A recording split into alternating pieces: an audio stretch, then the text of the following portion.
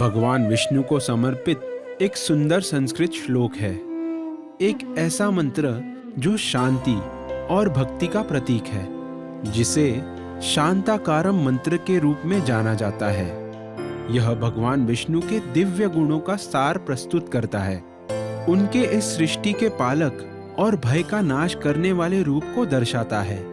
यह श्लोक विष्णु सहस्त्र नाम के ध्यानम भाग में मिलता है और इसमें संदेह और भ्रम को दूर कर स्पष्टता और शांति प्रदान करने की शक्ति है। आइए इसके शब्दों का अर्थ जाने और इसमें छिपे गहरे सत्य को खोजें। श्लोक की शुरुआत होती है शांताकारम से, जो शांतिपूर्ण है। भगवान विष्णु शांति और स्थिरता का प्रत्यक्ष प्रतीक है। उनकी शांत उपस्थिति परम शांति का प्रतिनिधित्व करती है, जो भौतिक संसार और हलचल से मुक्त है। इसके बाद आता है भुजग शयनम, यानी कि जो महान सर्पशय्या पर विराजमान है। यह भगवान विष्णु के शेषनाग पर विराजने को संदर्भित करता है, जो अनंत समय का प्रतीक है। शेषनाग एक बहुमुखी नाग है, जो ब्रह्मांडीय महासागर पर तैरता है। विष्णु का शेषनाग पर शयन इस बात का संकेत है कि भगवान विष्णु की तरह इस अशांत दुनिया में एक जागरूक व्यक्ति भी अप्रभावित रहता है। इसके बाद पद्मनाभम आता है, जो भगवान विष्णु को वह जिनकी नाभि से सृजनात्मक शक्ति का कमल उत्पन्न होता है के रूप में वर्णित करता है। यह कमल भगवान ब्रह्म का आसन है, जिन्होंने इस सृष्टि का निर्माण किया है।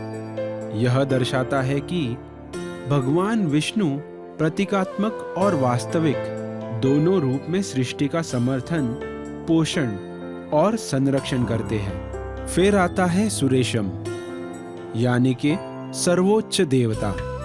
विष्णु सभी देवताओं के स्वामी हैं, जो अपनी दिव्य इच्छा से सृष्टि का मार्गदर्शन और संरक्षण करते हैं। वह विश्वाधारम भी है, यानी कि जो पूरे ब्रह्मांड का आधार है। सृष्टि की हर वस्तु भगवान विष्णु की शक्ति पर आधारित है, जो उन्हें अस्तित्व की नींव बनाती है।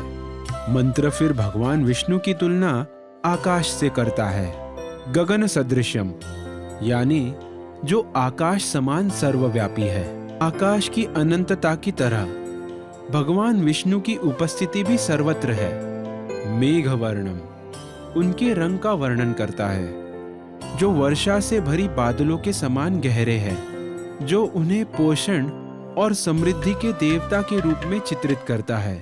जैसे बारिश की महत्वपूर्ण भूमिका पृथ्वी पर फसलों के लिए होती है। इसके बाद शुभांगम आता है, जिसका अर्थ है जिसका रूप शुभ है।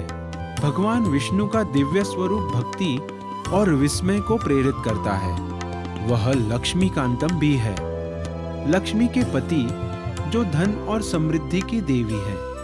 वे दोनों मिलकर भौतिक और आध्यात्मिक समृद्धि के आदर्श संतुलन का प्रतीक है और सर्व सौभाग्य के प्रतीक है।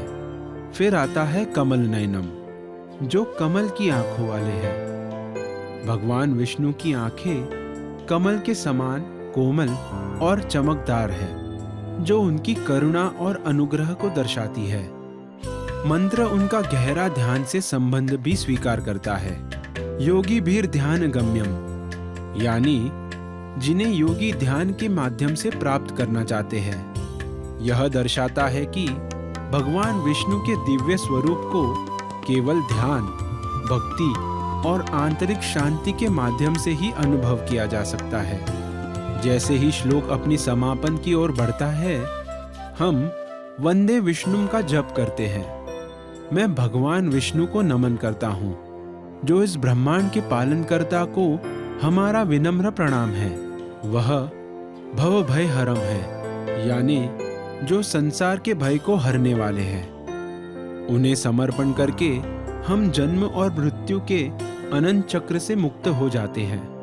अंत में वह सर्वलोक कैकनाथम है, जो सभी लोकों के स्वामी हैं, जो हर प्राणी और हर क्षेत्र का मार्गदर्शन करते हैं। शांताकारम भुजगशयनम श्लोक का जाप करने से गहरे आध्यात्मिक लाभ प्राप्त हो सकते हैं, जो इसे सबसे प्रिय वैष्णव प्रार्थनाओं में से एक बनाते हैं। वह व्यक्ति की आंतरिक शक्ति को सुदृढ़ करता है, ध्यान और मानसिक स्थिरता को बढ़ाता है। इसका सबसे बड़ा उपहार भय से मुक्ति है, जो भक्त को दिव्य सुरक्षा में लपेटता है। जो लोग भविष्य को लेकर चिंताओं से ग्रस्त हैं, उनके लिए भगवान सांत्वना देते हैं और उनके मानसिक स्वास्थ्य की रक्षा करते हैं। नियमित जाप से दृढ़ता का विकास होता है, जिससे व्यक्ति चुनौतियों का साहस और धैर्य से सामना कर सकता है। इसके अलावा यह नकारात्मक ऊर्जाओं के प्रति जागरूकता को तेज करता है, साधक को उसकी व्यक्तिगत और आध्यात्मिक सीमा की सुरक्षा बनाए रखने की शक्ति प्रदान करता है। यह प्रार्थना मात्र एक मंत्र नहीं है, बल्कि आंतरिक शक्ति, शांति और चिरकाल विश्वास का मार्ग है।